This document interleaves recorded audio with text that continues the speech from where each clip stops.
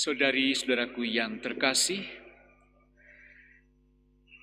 kadang kita mengalami suatu pergumulan di dalam kehidupan kita yang berkisar pada hasrat atau kemauan untuk mengingini sesuatu yang tidak kita miliki atau keluhan, penolakan terhadap sesuatu yang tidak kita harapkan, yang tidak kita inginkan di dalam hidup kita.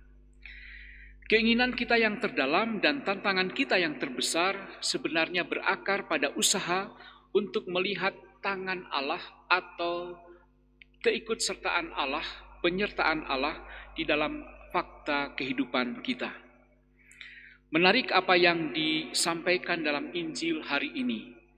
Sebagai seorang wanita, Elizabeth tentu mendambakan kelahiran anak dari rahimnya. Tetapi kenyataannya dia dikatakan mandul sampai masa tuanya. Mungkin dia sangat mengharapkan, menginginkan, dia bisa mengandung dan melahirkan anak. Tapi pada sampai masa tuanya dia dikatakan mandul. Kemandulan bagi Elizabeth tentu saja menjadi beban tersendiri sebagai seorang wanita. Dan dengan situasi tersebut, ia bisa saja dipandang rendah oleh suaminya atau oleh keluarganya. Tapi Allah memiliki rencana yang luar biasa atas dirinya. Dalam usianya yang sudah lanjut dan dikatakan mandul itu, Elizabeth dengan kuasa Allah akhirnya mengandung. Lalu Maria yang masih muda dan sudah bertunangan dengan Yusuf menerima kabar dari malaikat bahwa ia akan mengandung dari Roh Kudus. Kehamilannya yang dialami oleh Maria tentu dapat menjadi suatu aib, suatu ejekan mungkin bagi masyarakat tertentu.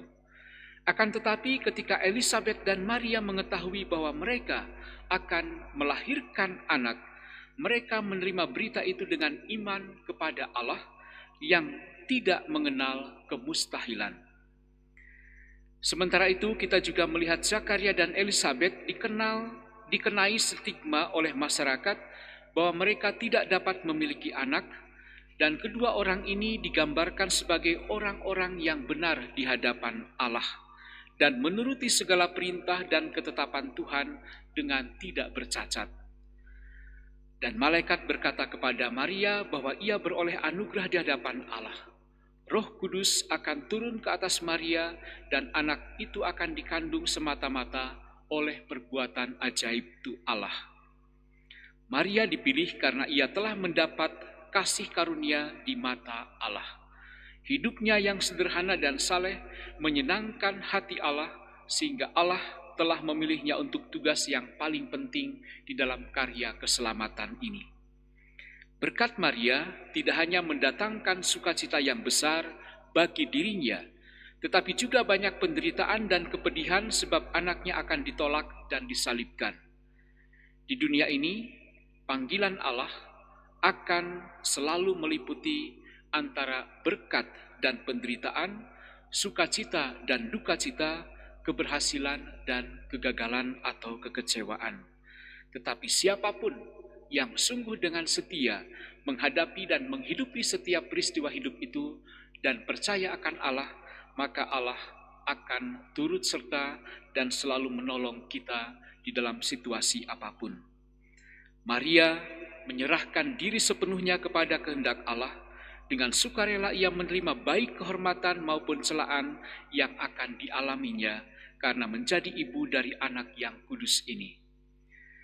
Mari, saudari-saudaraku yang terkasih, kita mengikuti teladan Maria dalam hal kesucian, kasih kepada Allah, iman kepada sabdanya, dan kesediaannya untuk taat kepada Roh Kudus. Maria telah menunjukkan kepada kita nilai dari hati yang percaya, yang menerima jalan-jalan Allah dan kehadiran tangan Allah yang berkuasa dalam hidupnya, sehingga ia berani mengatakan, sesungguhnya aku ini hamba Tuhan, terjadilah padaku menurut perkataanmu itu. Semoga kata-kata Maria ini juga menjadi semangat hidup kita di dalam mengimani, di dalam melakukan peziarahan yang sedang kita hadapi di dunia ini, sehingga keikutsertaan Allah di dalam hidup kita sungguh dapat kita rasakan dengan sepenuh-penuhnya. Tuhan memberkati.